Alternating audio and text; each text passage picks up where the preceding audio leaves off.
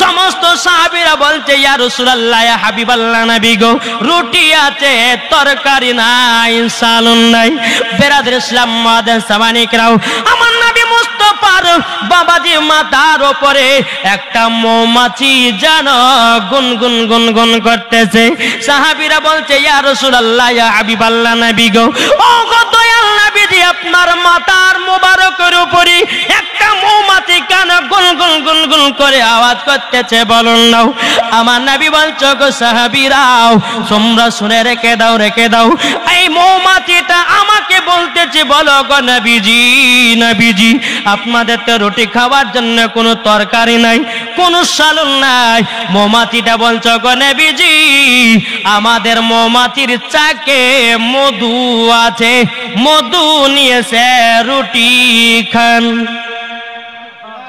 জোর হবে না মজার ঘটনা এ বাবাজি মুসলমান ভাইরাও এই বাবা আপনাদেরকে বলতে চাই নবী আবার জীবনে কোনোদিন ভাত খায়নি কি খায়নি ভাত তাইলে বাবা আমরা এখন ভাত খাই কি খাই না জি যারা বলে যে দুরুদ করা বেদাত ক্যাম করা বেদাত হ্যাঁ মিলাদ করা বেদাত ফাতিহা করা বেদাত আরে বোকা বেদাত কাকে বলে আর ওইটুকু জ্ঞান নেই জি বেদাত কাকে বলে ওইটাই জানে না ওকে বেদাতের কিতাব পড়তে গেলে 12 বছর মাদ্রাসা পড়তে হবে বেদাত কাকে বলে বেদাত বেদাত বলে কিন্তু বেদাত কাকে বলে আসলে জানাই না ওদের আরে নবীর জামানাতে নবী কোনদিন ভাত খায়নি আমার নবী কি খেয়েছেন রুটি খেয়েছে নবী আমার মধু খেয়েছেন নবী আমার খেজুর খেয়েছেন নবী আমার দুধ পান করেছেন জোরে বলেন তাইলে বেরাদার আমরা যে এখন ভাত খাচ্ছি তাহলে ভাত খাওয়া তো বেদাত কি গো হ্যাঁ ঠিক না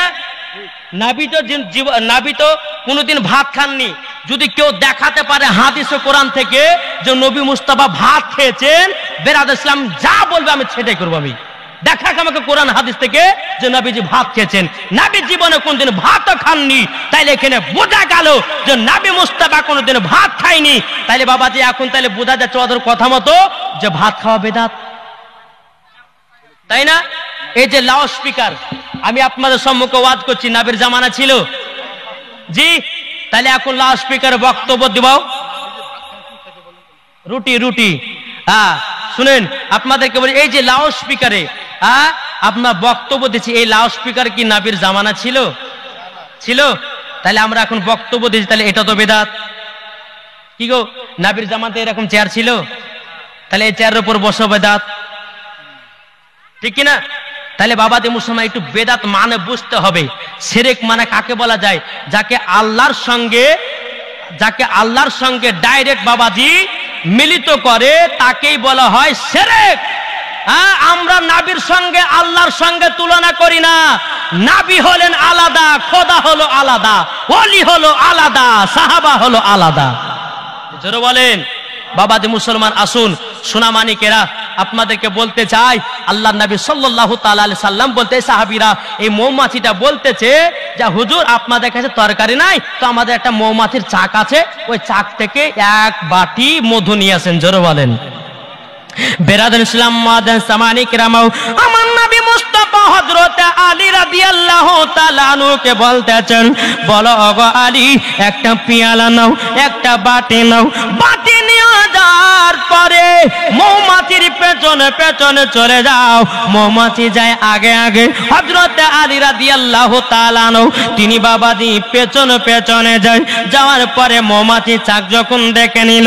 হযরত আলী রাদিয়াল্লাহু তাআলা আনহু ওই মৌমাছির চাক থেকে বাবা এক বাটি মধু বের করে নিলেন মধু বের করে নেওয়ার পরে টুক টুক টুক টুক করে বাবাজি আমার নবী মুস্তাফা দরবার হাজির হলেন বলছে ইয়া রাসূলুল্লাহ ইয়া হাবিবাল্লাহ নবী গো আমি তো এক বাটি মধু নিয়ে এসেছি কিন্তু নবী গো আমার পেছনে পেছনে আরো কারো মৌমাছি আসতেছে বেরাদার ইসলাম মুআদ্দিন সামানিকরাম আমার নবীজি বলতেছে ওগো আমার সাহাবীরাও তবে শুনে রেখে দাও এই মৌমাছি আবার তোমার সঙ্গে এসেছে একটার কারণে বলতে চাইছে যদি মধুর দরকার হয় আমাদের অন্য অন্য জায়গাতে মধুর চাক আছে প্রয়োজন হলে সেখান থেকে তোমরা মধু নিয়ে আসতে পারো জোরে বলেন সুবহানাল্লাহ যখন বেরাদার ইসলাম মুআদ্দিন সামানিকরাম সমস্ত সাহাবীরা সাহাবীরা মধু দিয়ে যখন বাবা রুটি খেতে লেগেছেন, সমস্ত সাহাবীরা বলছে, ইয়া রাসূলুল্লাহ, ইয়া হাবিবাল্লাহ, নবী গো, মৌমাছি মধু কেমন করে বানায়? হুজুর, এত মধু মিষ্টি, তো মৌমাছি আপনার মধুটা বানায় কি করে? আমার নবী মুস্তাফার বাবাজি মাথা মুবারকের উপরে মৌমাছিটা বাবা গুন গুন গুন গুন করে আওয়াজ করতেছে। সাহাবীরা বলছে, ইয়া রাসূলুল্লাহ, ইয়া হাবিবাল্লাহ, নবী গো, আবার কারা মৌমাছিতে গুন গুন গুন গুন করে আওয়াজ করতেছে। আমার নবী বলতেছে, গো সাহাবীরা, তবে শুনে নাও, এই মৌমাছিরা মধু বানায় কেমনে? যদি তোমরা জানতে পারো, জীবনে কোনোদিন দুরূদ পড়া ছাড়তে পারবে না। জোরে বলেন না সুবহানাল্লাহ। সমস্ত সাহাবীরা বলতেছে, ইয়া রাসূলুল্লাহ, ইয়া হাবিবাল্লাহ, নবী গো, আমরা জানতে চাই মৌমাছি কেমন করে মধু তৈয়ার করে। আমার নবী বলতেছে, এ সাহাবীরা, প্রত্যেকটা মৌমাছি প্রত্যেকটা ফুল ফল থেকে রসগুলোকে সংগ্রহ করে নিয়েছি, একই জায়গাতে একত্রিত করার পরে সমস্ত সাহাবীরা বলছে, ইয়া রাসূলুল্লাহ, ইয়া হাবিবাল্লাহ, নবী গো, কোন ফলের রস হবে মিঠাও, কোন ফলের রস হবে তিতাও, কোন ফলের রস হবে খাঁটা। কি হবে না? তাহলে হুজুর, সব ফলের ফুলের রসগুলোকে একই জায়গাতে একত্রিত করে এরকম তো মিঠা মধু হবে না।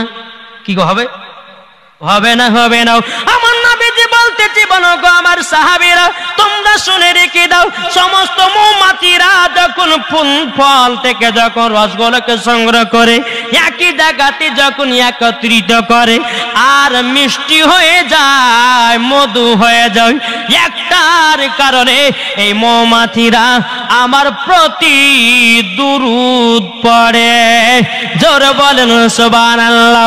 এই সাহাবীরা, তবে শোনো গো, এই মৌমাছির চাকেরা আমার প্রতি দুরূদ পড়তে পড়তে পড়তে পড়তে অটোমেটিক মধু হয়ে যায়।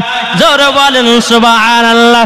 নারে তাকবীর, নারে রিসালাত, মাসলাকে আলা হযরত। জোরে বলেন জিন্দাবাদ। তাহলে কি হলো?